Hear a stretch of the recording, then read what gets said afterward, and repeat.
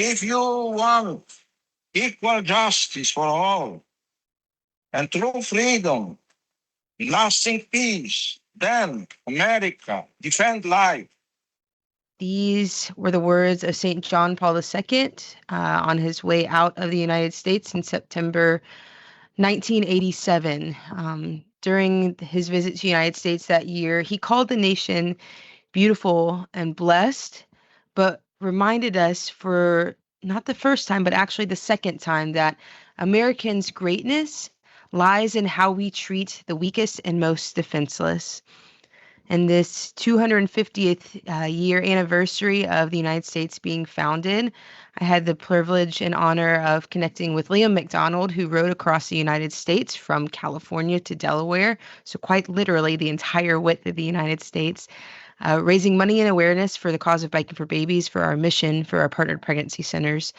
I'll share, what we talked about here soon, but for Liam, the connection between his bike ride and the mission of biking for babies can boil down to one word that John Paul II also focused on: this concept of freedom, this concept that is so important to our nation, is defined in so many different ways. But we as Christians know that true freedom comes from Jesus Christ and nothing else. And in this special year, in this special time, we pray for a renewal of heart, a renewal of our culture, and a renewal of all of our souls oriented towards true freedom, especially as JP2 defines it. If you want equal justice for all and true freedom and lasting peace, then America, defend life. Check out my interview with Liam now. Well, my name is Liam McDonald. I'm the middle of 10 children, so big Irish Catholic family. I grew up most of my life. I was born in Minnesota, but then we moved right when I was really young to Iowa, right outside Iowa City, which is where I grew up. I was homeschooled all the way through high school there. Really enjoyed it. Got really close with all my siblings.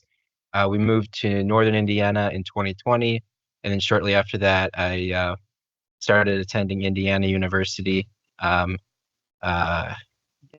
getting my bachelor's in business management and supply chain management. Nice. Yeah. Were you involved in any clubs or any activities when you were in school? Yeah. So at IU or like in high school or Either both. Yeah. Growing up, we biked around the neighborhood a little bit. I did taekwondo for 11, 12 years. Okay. And then we also played soccer for a little bit. And then my mom led the some various right to life things in Iowa City. So we were very involved with different pro-life and various ministries there from as young as I can remember. And then just been a lot more busy when we moved to Indiana. But definitely still, involved in that. And if I understand right, you started was it a cycling club at school? Yeah. So Okay. my roommate first my roommate back from school first kind of approached me my freshman year, and there's this big race on Indiana's campus called the Little 500. It's Okay. a bike race modeled after the Indianapolis 500, and it's the largest collegiate race in the world. It gets Wow. about 25 to 30,000 people attend every year, and it's a really big deal. And the teams there are represented from different fraternities or different clubs, and so my roommate was starting back up a team that had ridden, I think, twice before, just on and off a long time ago, for our Newman Center. And so he was like, I heard my senior year, I had ridden a 100-mile ride with no training because I was just bored during COVID. And so he was like, "Oh, so you have this background?" And I was like, "Not really, but okay." It was me and him and then another friend, and then one or two other guys joined. And I was like, I literally told him, I said, I want to put in just the minimum amount of effort to qualify, but I do not have the time to like, really dig into riding my bike. Um, and I really just fell in love with it. Mm. I didn't even have like a road bike or anything until that summer. Well, we didn't qualify that year, but it's probably a good thing because we were all over the place and we probably would have been disastrous in the race. But that summer, I got a road bike and I really just fell in love with biking. Mhm. And then when I came back to school, my roommate told me he didn't have the time to. He had other obligations, so he wasn't able to ride anymore. And so I was the only returning rider on the team. So a few months after the Wow. start, it was just me. And I had some other friends join, and then like a freshman join, and we just kind of built it from there. We got sponsors. And then we started a women's team for the women's Little 500 that year too. And then just the next, we qualified that year, placed 21st, and just kind of continued to grow. And Wow. um, yeah, it was really cool. Just like, especially the support we received from the people around like our Catholic Center, Newman Center. Um, just really incredible. Being able to like represent them and, putting all this work. And then, we had like, find a coach, have all these different things and put all Mm-mm. these different procedures into place to kind of have it continue after I graduate. And it was really just such a blessing to be able to get to know these guys. And one of the guys who I started with, he was the freshman. Um, he graduated in 3 years, so he graduated with me this last spring. Oh, But cool. he's getting married in September, and all of the original team are all groomsmen at his wedding. And Wow. so it's really just been uh, it was just the most incredible experience, getting to bike with them, pray with them, Mm. see them at mass, and just hundreds of hours of training together. And it just, yeah. So that was kind of my intro into biking. Um, and yeah, the Little 500 itself is like purely sprinting. Okay. It's just incredibly intense. You're, full effort, max heart rate the whole time. Mm-hmm. It's a team sport, so it's kind of like relay. So you like do an exchange to the next guy who comes on. Um, but what I found I was really good at was endurance, and so I started trying like in the summers, kind of like in the off season where I'd have time to do whatever I was kind of interested in instead of like just training specifically for the event like we would Mm-hmm. for the rest of the year. That's when I kind of got interested in, doing some like longer time trials, these longer endurance events, and that's how I kind of got interested in all of that. Awesome. So yeah, the Little 500 is very different than your Sea to Shining Sea ride that you just Yeah, completed, which was how many miles was it? 3,200? 3,400. Yeah, Wow. So you went from San Diego, California to Delaware Beach in Delaware in how many days? 35 days. 35 Yeah, days you're five on the weeks. road. So, I mean, you're right at 100 miles a day for 35 days straight. Did Yeah, you take any off days? yeah. So I had planned to take 2 rest days. I ended up taking 3. And so just kind of moving mileage around and stuff like that. So I averaged a little over 100 miles on the days I actually rode. But yeah, I had Wow. 3 rest days. That's amazing. 3 rest days in 35 days is crazy. Yeah. Okay, so yeah, let's talk about some of those numbers. So you went 3,400 miles. What was your shortest day? My shortest day was 40 miles. Okay. That was in Missouri. It was not supposed to be 40 miles. And I got, I don't want to say heat stroke, but it was definitely like heat illness in the early parts of it. I walked into a grocery store or like a gas station store, and I couldn't remember where I was or what I was doing. And so I Whoa. was like, okay, I need to, so I went across the street, I checked into this motel, and I just sat in the cool air conditioning for the rest of the day, slept, Wow. and tried to drink as much liquid as I could. Yes. And that was in, it's 95 degrees, Humidity is almost 100%. It's just, sun is just bearing down on you. And no matter how much like liquid you drink, it's like the salt content is what's hard to replace. And Mm-hmm. so the previous day I drank almost 5 gallons of liquid. Um, and it's still, I'm a heavy sweater, but it still was, yeah, not enough. That's incredible. Wow. I'm glad you're safe and healthy after that. Yeah, no, it was, yeah. Next day I was perfectly fine. Your body just needed a minute, just needed a Yep. chance to relax. Yeah. Good. So, shortest day, unplanned. What about your longest day? What was your longest The, day? the longest day, I think I had 3 days longer than 150 miles. Wow. But my longest day was the day before that, um, going from, I think, Tipton, Missouri to St. Louis, Missouri. And that was 160 miles, and then a little over 5,000 feet of elevation. I know elevation's a big thing. So, do you know how much elevation you climbed in the whole trip? Yeah, it was 129,920 feet.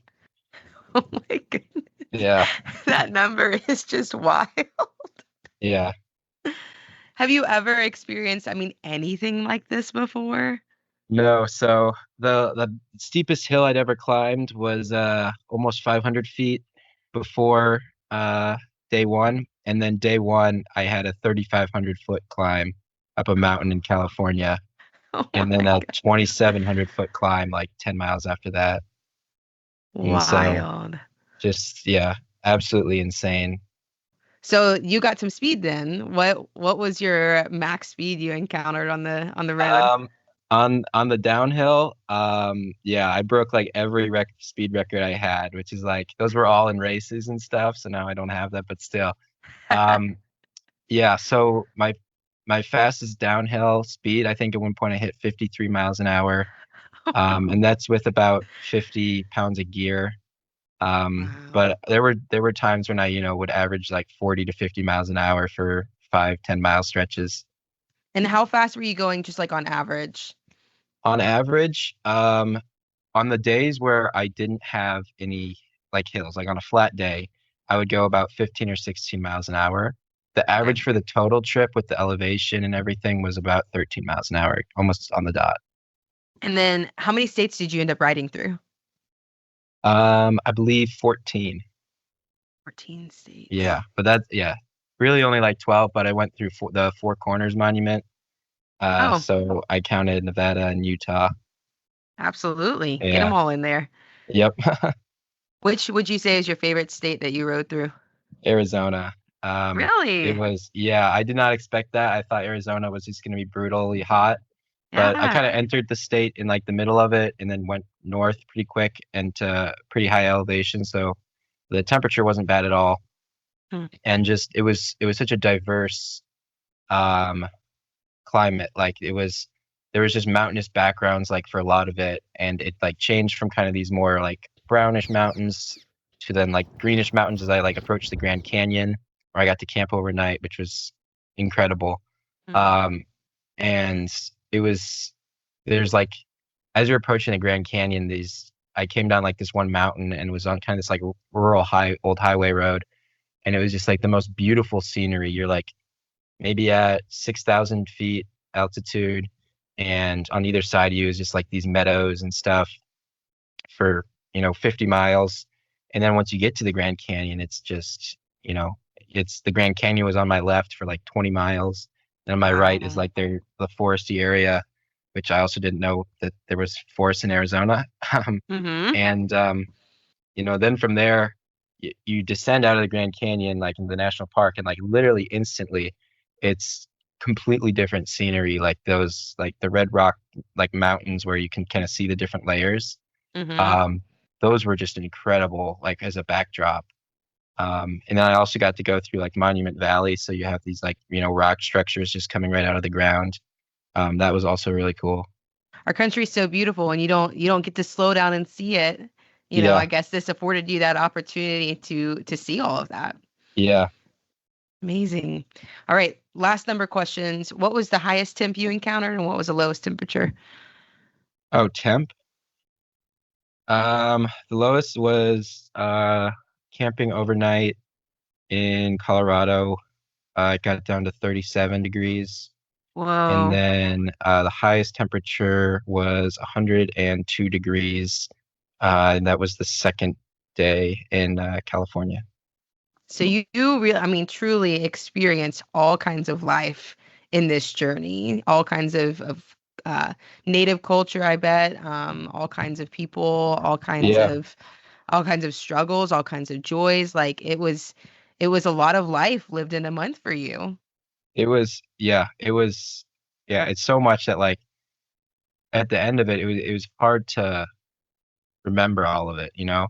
And Mm, so like going through it has been kind of like it's not I haven't like processed all of it very well, you know, yet. And so yeah. just kind of like I've been like going back through it and all this like all this footage I have and I'm kind of putting together this kind of video recap. Mm-hmm. And that's been really fun, just kind of reflecting on all these different moments. Like completely forgot that like my first day out of San Diego, that was a day like a month and a half ago when all those forest fires started. Mm, Um, and I was a few hours ahead of those. Um, wow. and I didn't even know to the end of the day. And I checked into this hotel, and the hotel clerk, he saw I arrived on bike, and then he called my room, and he was like, "Just double checking you're not going into San Diego tomorrow, because they got all the Mm-hmm. roads closed." And I was like, "Well, even that was just really thoughtful to, do that." But I was like, I did not know there were fires, and I looked, and it was, like if I had planned to leave another day, it would have been probably another week before I could have left. But yeah, there's Wow. just like so many small moments that, it's with the amount of effort you're putting in, it's kind of hard just to remember all of it and stuff. So having Yeah. been able to document a good bit has been really fun to kind of go back and reflect on. How would you say the Liam who left on day one of your journey was any different than the Liam who, finished in Delaware? The Liam who finished in Delaware was a lot more tired. He Rightfully so. yeah. Um it really is such a good time to reflect.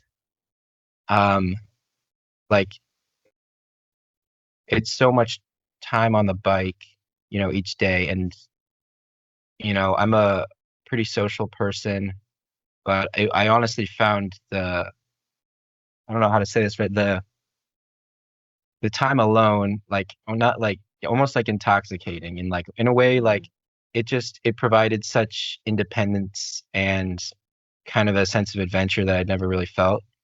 Like waking up each day, I don't have, like responsibility is good and it's good to have these things, but like for the first time ever, it was just like just me. I have just one place to get at the end of the day, and that's it. That's all there Mhm. is. That's all that's going on right now. And then just being on the road, just observing nature and just silence and for, an average of 10, 11 hours a day is just, I don't know, it's incredible. It's, I was never bored really at Mhm. any point. Um, and so I think a lot of time just to, a lot of thinking, a lot of reflecting, a lot of praying.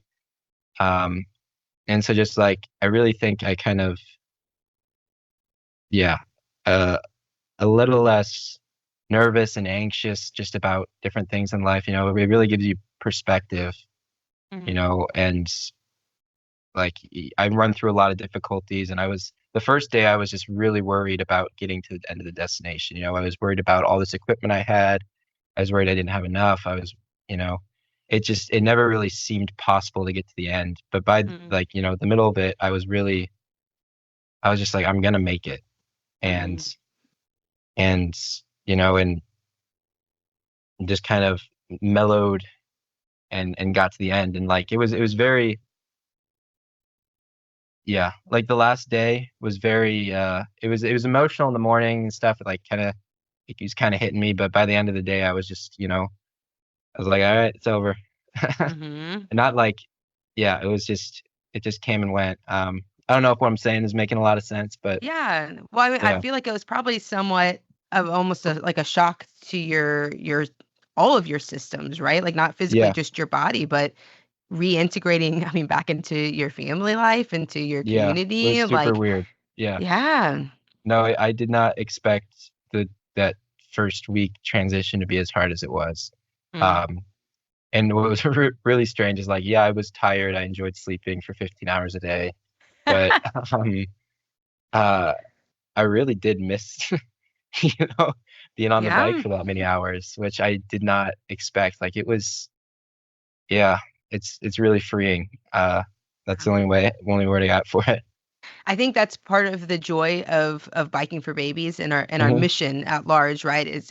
We could do any number of activities to raise awareness for and funds for pregnancy centers that support women and children, but there's something so special about biking that is very joyous. Like you said, it's very freeing, and it opens up our minds to have space to pray, right? To not have to worry about like the next thing, especially when we're going on these long bike rides. Hmm. People have asked us with Bike for Babies, why don't y'all do shorter rides that more people can do? But there's something about the longevity of these, 100-mile rides that gives you the mental space and capacity to be able to pray, to be able to be quiet, right? That we're not afforded in other places. So I know you shared that you kind of got into cycling in college and did the sprints with the little 500, but then really found your place in endurance rides. How specifically did you find yourself preparing for this ride, both physically and spiritually? So really just I think my specialty in endurance is, well, one, it's due to growing up with six brothers and the fact Hmm. that I have a crazy metabolism where I can just eat and eat and eat, which is usually the limiting factor, right? If you have all these carbs that you're converting to energy and you have a certain amount of, it keeps glycerin levels up and you can just Hmm. keep going. And so I have a kind of a gift in that I've Yeah. noticed, a lot of people, it takes them years to train their gut to eat a certain amount of carbs an hour without getting nauseous or just Mm. physically being able to eat it. And that wasn't really a problem for me. Um, and so that allowed me to really, um, you know, push in a lot of these events. And so after my first year, I kind of set out to do like 100-mile ride in under 5 hours. So I kind of trained Hmm. for that over the summer, and I did that in a little less than 5 hours. And then the next year, I wanted to do 200 miles in under 12 hours. That was like really easy for me when I did it. I did it That in a was little easy over for you? I did it in a little over 11. Yeah, it was just Wow. like, I mean, it was just like carb loading, eating carbs on it, not stopping. So Yeah. like on this 11-hour ride, my feet were on the ground for maybe 20 minutes total. Wow. And that's when I started being like, okay, I think this is just like on my own on like a local trail, going back and forth, for 11 Hmm. hours. People kept looking at me but I kind of felt that I had, a specialty in this and that it was something I was good at. Like I was okay at the sprints. And I'll touch a little bit on that and kind of preparing. But yeah, I'm also like a bigger guy. I'm 6'2". Hmm. Um, so it's if you're this tall and you're trying to competitively cycle, you really have to be like insanely slim. And I just don't think I'm really built for that specifically. So Sure. like you'll see guys in like the Tour de France who are, 6'4" and 150 pounds. And Yeah. they're just, I mean, they have to have professional dietitians and all this stuff to maintain that. But so I kind of found, my specialty in being able to use, being tall and bigger, just being able to push out speed on flat, for 11 hours. Right. Um, and so I signed up for the 24-hour national championship um, in where was that?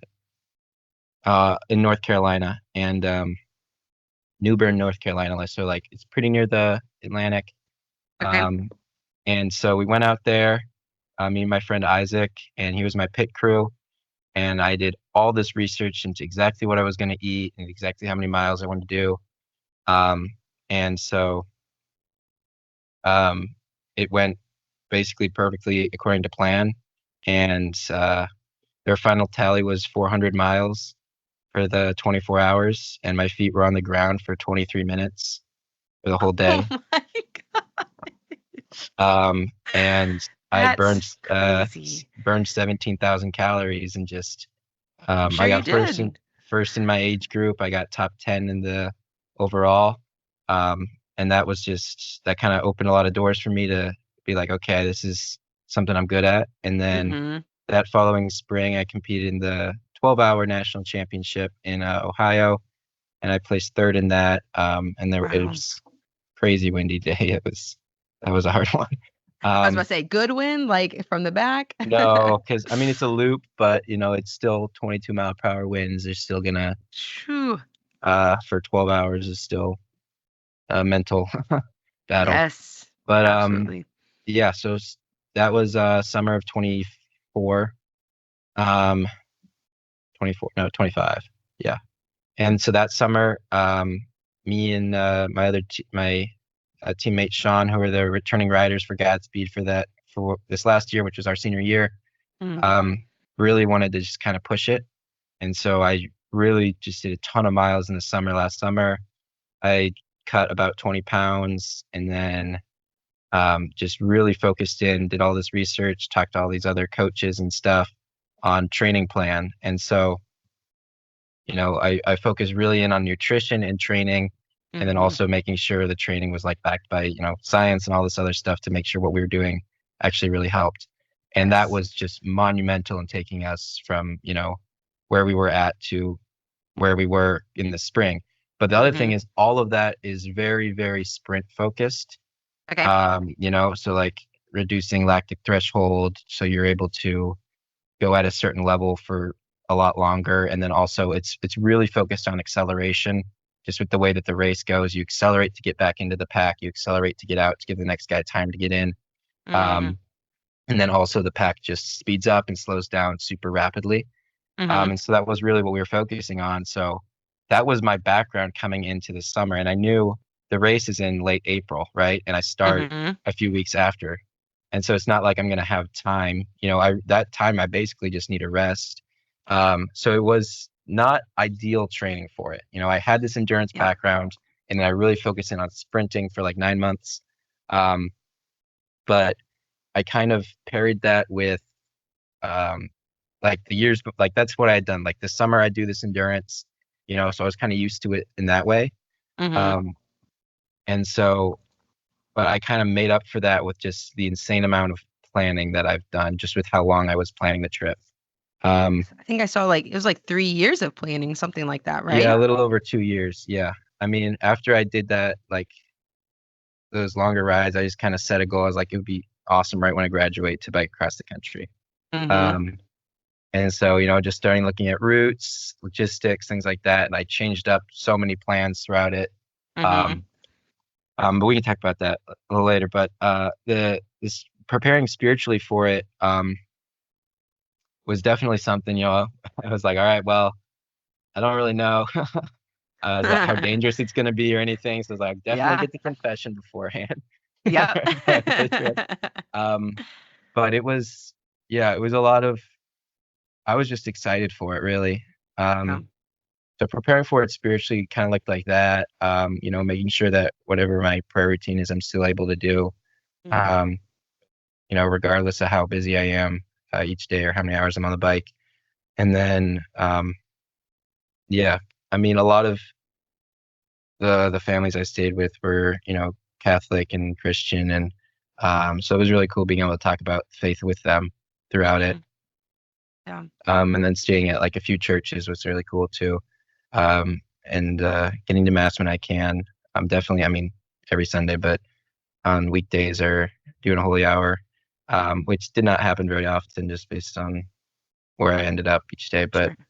um, yeah, preparing spiritually for it was just a lot of, trust that all these little things I was really nervous about, flying with my bike for the first time, that Mm-hmm. the equipment wasn't going to fall apart, that my, a part of my bike wasn't going to break. I was just like, all right, if you want this to happen, it'll happen, like if my frame snaps and I'm like, okay, that's just, it's time to throw my stuff in a bag and book a flight home or, Yep. and so, Clarity there. yeah. And so, and I was like, if you want to, come together, and that, I mean, that last week was I probably spent 30 hours alone planning it Mm, before flying out on Sunday, yeah. just in that week. So that was, that was a lot there. Like just really just, planning all day, going to mass, praying, and um, but it really came together. And there were so many times where I just saw, the Lord's hand, just like on so many like things where you're just like, all right, is this it? And then the next day, I'm still going. That's right. What did prayer look like for you on the ride? I mean, you obviously you didn't have support with you. You had no sag wagon following you, which that probably would have been nice. But I mean, you were taking care of all your own logistics. Like, Yeah. how did you, yeah, how did you find prayer time on the bike and to be locked into that, or did it look different for you? On the bike, I mean, it's just, a matter of like just silence, there's like you can only listen to music and podcasts and audiobooks for so long. Um, but it was just a lot of, silence and contemplation and kind of mental prayer there. But every morning, making sure I hit in morning prayer before getting on the road, which the mornings where I usually try to get on the road around 5:30. So just a lot of really early mornings. Um, but always making sure I do morning prayer and then a rosary while I'm on the bike at least. Um, and then, night prayer and then just some kind of silence on the bike for, you know, long periods of time. It's kind of Yeah. contemplation, stuff like that. And then, mass and holy hour when I can. Uh, and then planning out, like making sure on the weekends I'm able to get to mass or, planning the routes around that. Liam, what would you say was the inspiration for doing this with Biking for Babies? You could have done this for any number of causes, Yeah. or just for fun, right? No one's stopping you from doing it for fun. But like, what was it that made you feel like doing this journey for Biking for Babies and therefore for the unborn, for women served at hmm pregnancy centers? Like, what was it that kind of grabbed your attention there? Yeah. So my freshman year, I talked to some people at the Seek conference at the Biking for Babies booth because I was just getting into cycling. I think they gave me a shirt and then they kind of were like, yeah, tell your friends about it. Because I was like, oh, I'm on Catholic cycling team. And then one of my teammates from that year, from like the first year where we were just kind of figuring it all out, he ended up doing it last year. Who is Um, that? Isaac Brown. Oh, nice. Very Yeah, good. he's a character. um, yeah. And so I think he's doing it again this year. Yeah. And so we always talked about, you know, doing it, and it was always kind of there. But I had that summer I was super busy working. It was also kind of a quick turnaround. Like I was not biking very much at that point. Like I just kind of picked it up. Hmm. Um, and then the next summer, I talked to them again at the Seek that winter. Um, and then they sent me some like promotional stuff. Or maybe it was the year after. Forget. I think it was the year after. And then I had an internship I couldn't take time off to do. So I was definitely interested in doing like the national ride each year. Then the Hmm. summer after that, I had another internship, which was really intense. And so, each year, I was not able to do the national ride, but I had been planning this trip. So like I had it like circled out on my calendar. And then I saw at some point someone had like this person finished on some social media a Hmm. ride from here to there, as a fundraiser. And Hmm. I just kind of thought to myself, I was like, oh, that's something. And then I started, my friend Isaac did it that summer. I started thinking more about it. Um, and then the big turning point when I was thinking about, like obviously the cause is a huge part for me. I grew up in middle of 10, very involved with it. I think, it's something I'm very passionate about. Hmm. Um, but logistically, I mean, you have to, you're planning this route in all these cities you're stopping, you're feeding yourself, you're trying to keep the gear light, and you're trying to find a place to stay each night. And Hmm. it occurred to me, I was like, I could do this for something where people would be like, really glad to host me, and then also very supportive of doing it for something that's not just me for my own kicks and giggles, which should be great, but also Hmm. it means a lot more when you're, when there's something bigger than just yourself. And then also you're getting a lot more people involved in it. It's, Yes. you're reaching so many more people, and also you're not losing your mind being alone every day for 10 hours. You're able to sit down and, have basically this conversation we're having now Yeah. every day for a month, and it never got old. And then meeting the people never felt like a chore, no matter how tired I Mm-hmm. was, it was always just a pleasure to sit down and have dinner with so many different people. Um, Mm-hmm. and I mean, a lot of, honestly, I had these like detailed notes with who I was staying with, like their number, the email, and then like the thread of conversations and their Mm-hmm. address and stuff like that. But a lot of the times I'd show up on the doorstep, and there's, 25 host families, or I think there's like 23.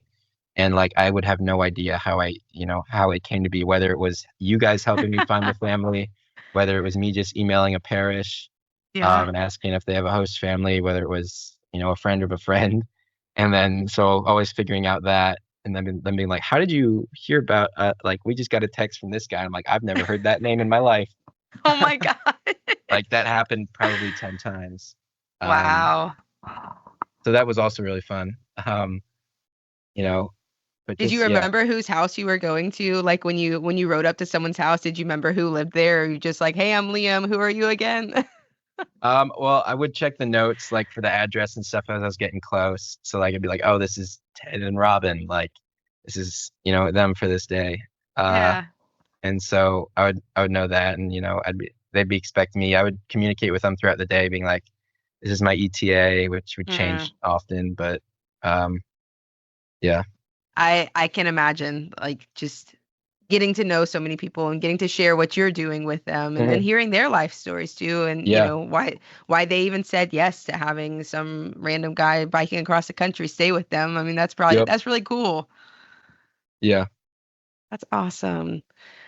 All right. I would love to know, I mean, you shared a lot of like really beautiful moments that have happened and did happen on this journey. And so I would love to know, maybe conversely, like what are some of the things that were big struggles for you, we'll get to more highs in a second, but like what were some of your lows that you experienced on this ride?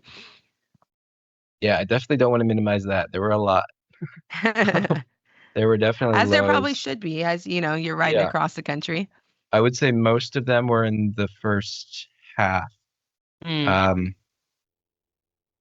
yeah. So, I mean, I would say when I set out, I didn't think I'd make it, all the yeah. way. I was so sure something would go wrong. It just didn't, or my, body would fall apart, or there'd be a ticking in Hmm. my knee, and I was just like, this is it. And there were so many times where I was like, this is it. Um, but the first one was definitely um the first week. There's just so many small parts about the gear, whether it's your packs rubbing up against the tire, Mm, and you having to like, I literally like took granola bars and I taped it around this little metal piece to hold it in place on the panniers on the sides of my bike, yes. um, and just like, you know zip zip ties to different parts and moving things around, like that was a lot, and then figuring out like, um, at the end of the day, you pull your bike into someone's garage and then you have to get all your stuff to the room and then back, and trying to minimize the time in the morning because you're already waking Hmm. up. And you have like, I mean, honestly, a really hard part is I probably got 7 hours of sleep on average, which is, Okay. you know, one, probably, I usually probably get around 8 or 9, which is a lot, Hmm. but when you're biking that much, you want, 10 to 11. And Yes. so Yeah. that definitely became a struggle. The rest days helped a lot catch up on that. But just, with this, just the schedule and getting up at, 4:30, 4:45, and then it took, an hour to get going in the morning. Just by nature of, pumping up the tires, lubing up the chain, Hmm. making sure everything's in the right spot. Having to stop and get groceries right before you go out and making sure all that. So that, getting going in the morning was always a struggle. But so fixing all the gear the first week, nothing really too big. But then I got into the Rockies, and just the elevation gain and Yeah. the altitude was really rough. I Mm. had kind of like on and off, but mostly on headaches for like 3 days. That would get really intense, especially in the evenings. Because I mean, you're climbing up a mountain for a few hours and then you're just descending a few thousand feet in a number of minutes. And so that just really affects, you're gonna get a headache. That's right. Lots essentially. of pressure. But also the air's thinner, so you're not getting as much oxygen, and it's a lot harder just to do everything, and you're a lot more tired, and you don't even really realize it. And then you're parrying that with the fact that you're climbing up, each day the most elevation you've ever done. And so by the time I made it to one of the steepest days and the day with the biggest climb, which was a 4,000-foot climb up Wolf Creek Pass in Colorado, my knees, like specifically like my kneecaps, really hurt, especially my right one. And I had I have like a compression sleeve for it I was wearing, but it just was not helping. I was like shifting the way I was pedaling a lot, trying to just relieve some of the pain, but it was really, really intense.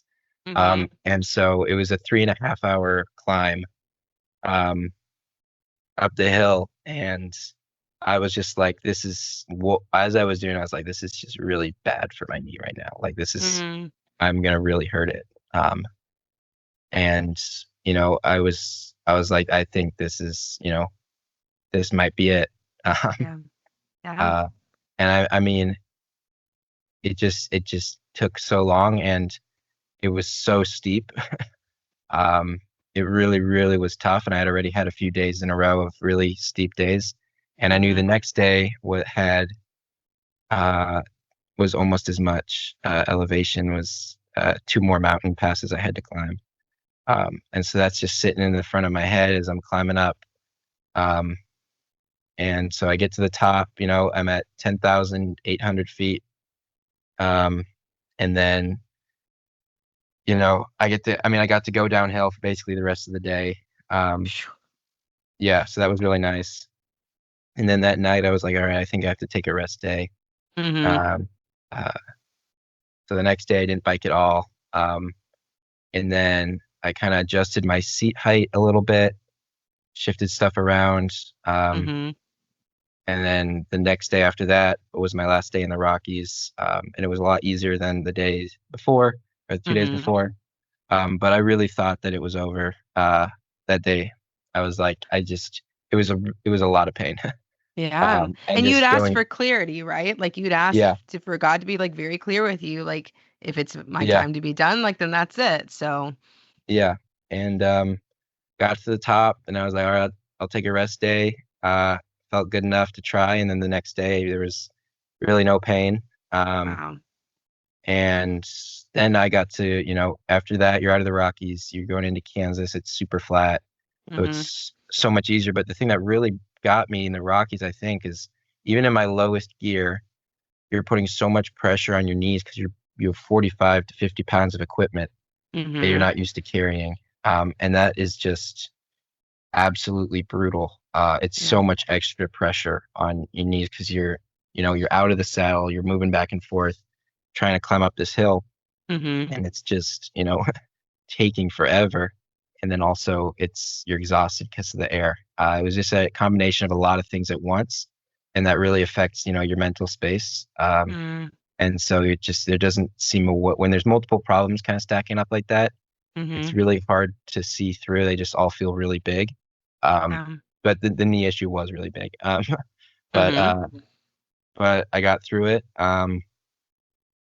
And then felt great going into Kansas. And then I raised my seat a little bit.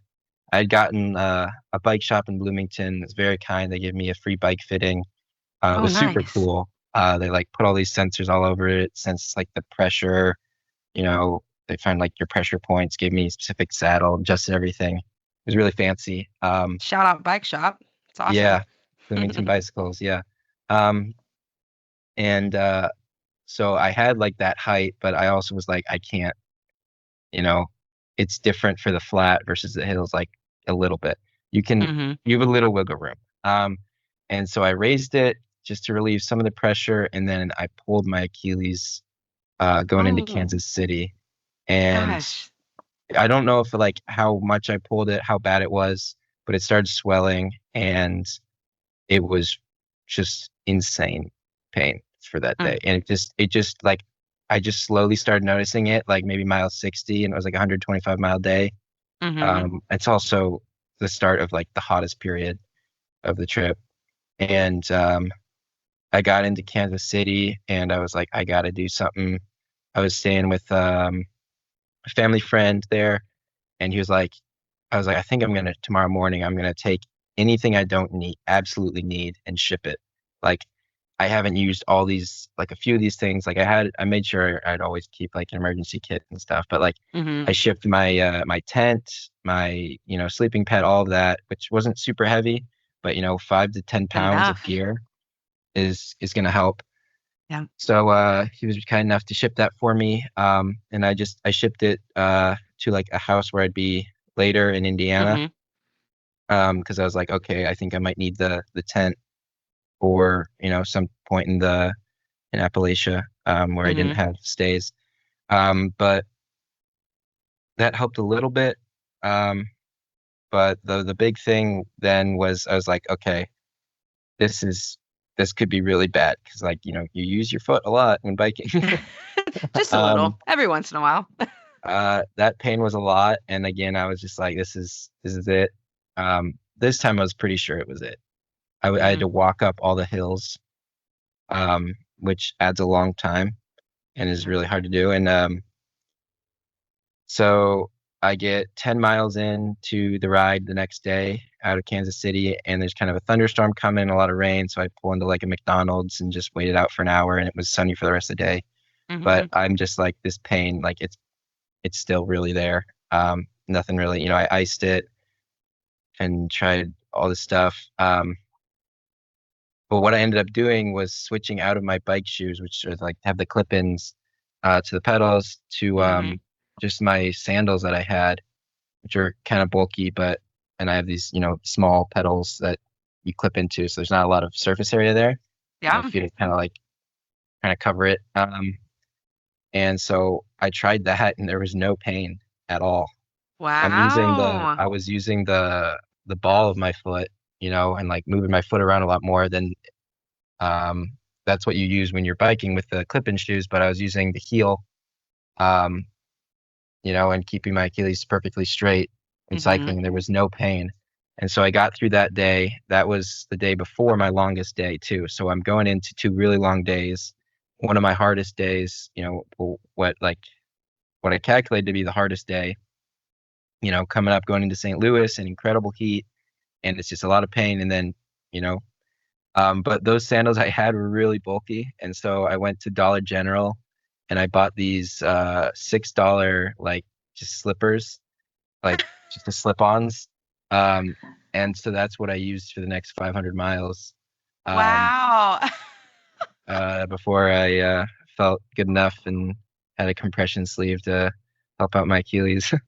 That is wild. So Yeah, there is some truth to biking in sandals, I guess. It is, yeah, can be good. yeah, We have a missionary every year, Father Tony. He's a priest out of Lincoln, Nebraska, and he always rides in his Chacos.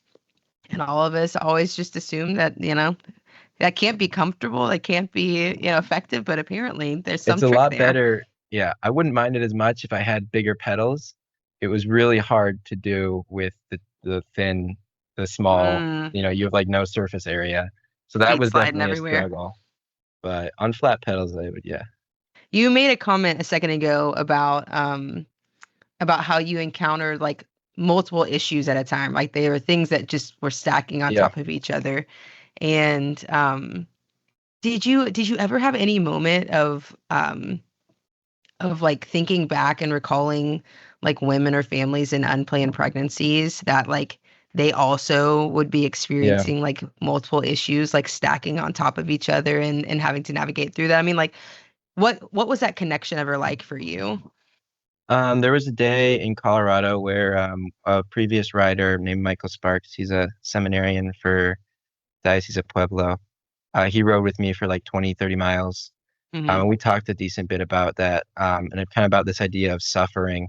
When you're really down in it, It's really easy just to, before each hill, think of somebody in your mind and kind of like offer it up for them. And this idea of like you're suffering and it's bringing you closer, well, you can offer your suffering up and, to Christ on the cross, and you can draw closer in the spiritual aspect, but also like you're saying, like you know, there's so much difficulty in so many people's lives and so many issues that like you can never fully understand, but you can, you're both, you can relate to them in certain ways, and Yeah. this idea that like going through some, suffering to, help fundraise, to get this, to get it across the country, to raise as much awareness, to raise as much funds as possible for these people. That is something that, occurs to you when you're, on the breaking point, when you're in a lot of pain, when you're, thinking about getting off the bike for the day, but you want to put in a few extra miles to get to where you're, planning on going, to stay on schedule, to do it all, to have this greater purpose is, was such a motivator to, have those families and those people and, the people I've known and, experiences, and the things I've been able to see, have that in the back of your mind throughout all of these was something that made it a lot more special and a lot more meaningful. It's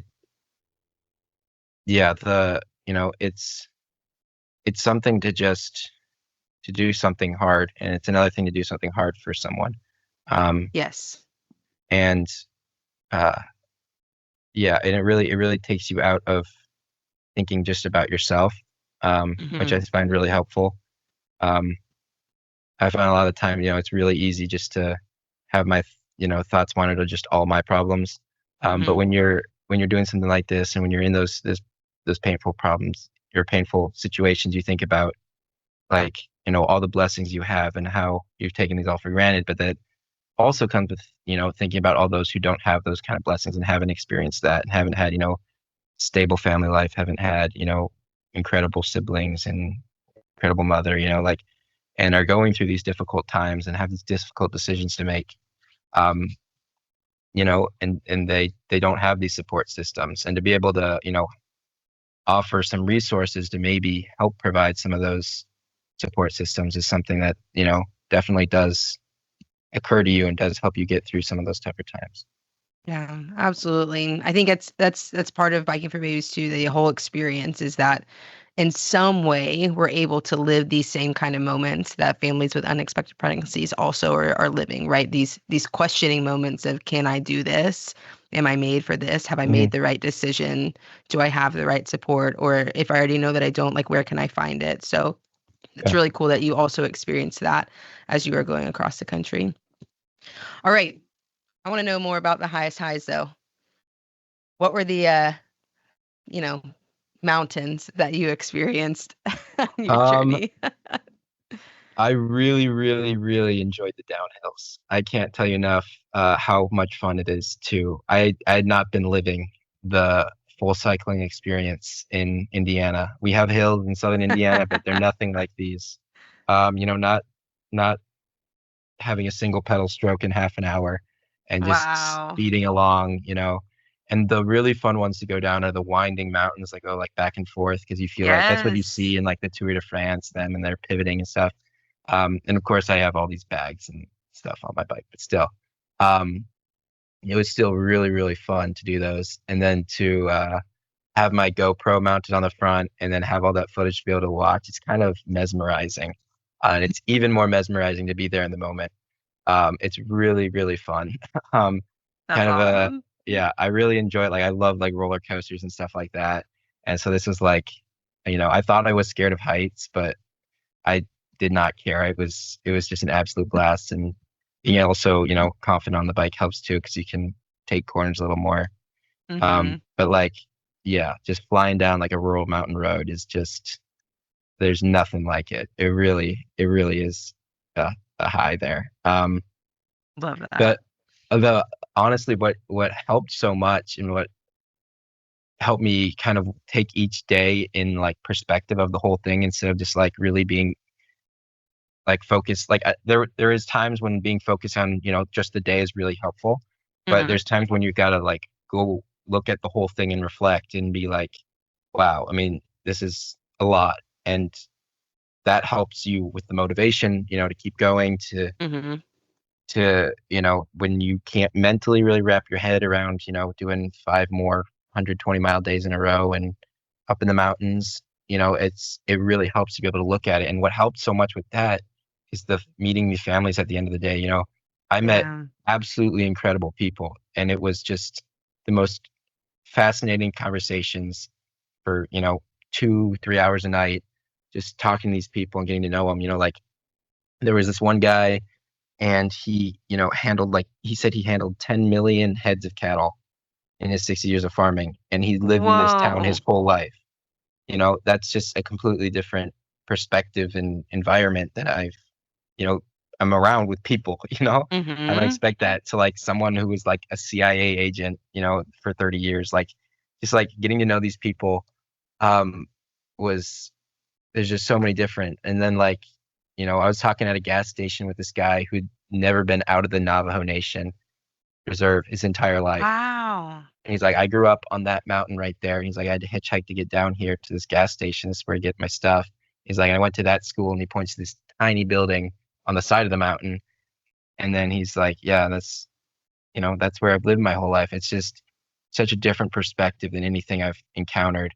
Mm-hmm. Um, and to see the progression of just, you know, so many different people, cultures from all the way out in San Diego to, you know, to Delaware is just it was insane. Like I feel like I have all this random, very rural or very specific knowledge about uh different areas geographically. Like, you know, somebody mentioned they went to like this random college. I'm like, oh, I know where that is. I biked through that town. The cobblestones there really suck. Um, and Real lived experience there. yeah, but it was yeah, but that was honestly what got me through the just talking to people, you know. Yeah. And there were some, you know, some people I met who I, you know, definitely want to, you know, I want to stay in contact with everyone, obviously. Some people Mm-hmm. I met who were just really, really, yeah. And they've all followed up. You know, I sent them all messages when I got there, read them all thank you notes.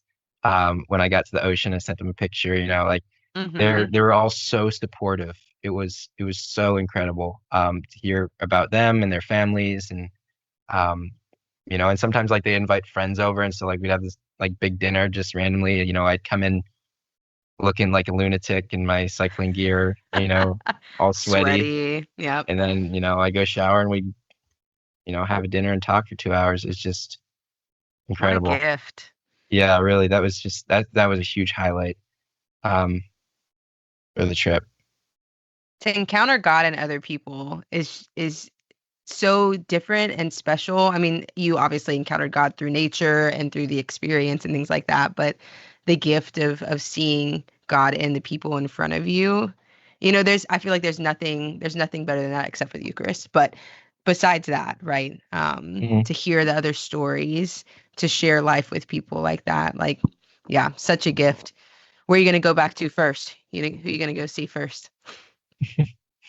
I don't know. We'll see. I stay with my buddy Sean in Bloomington, so probably him. There you Yeah. go. Good, good.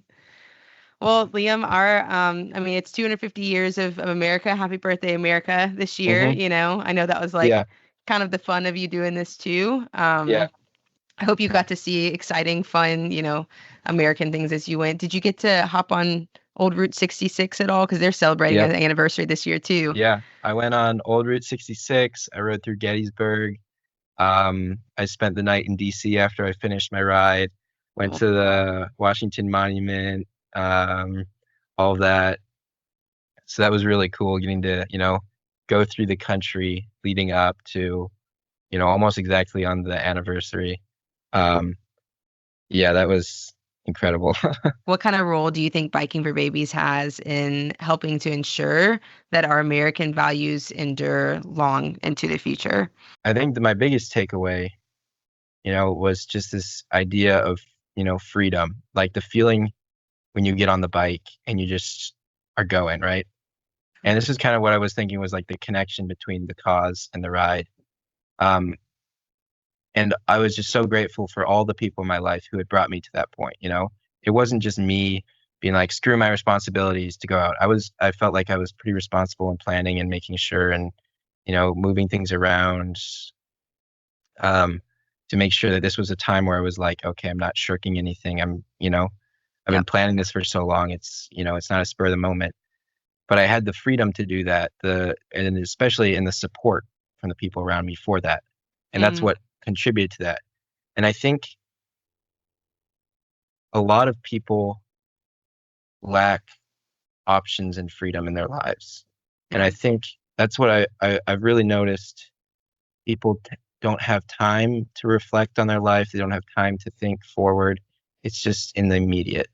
And that lack of freedom, when presented then with a very difficult decision and something that is going to affect another life than just your own, and their freedom too. I think then this idea of what this country was built on and what the idea of, resisting, tyranny and ensuring the rights of every human being, we have to think about who's included in that, whether that's, the women and their rights, but also the child, and this human being. And that right starts at conception and that they have the freedom too.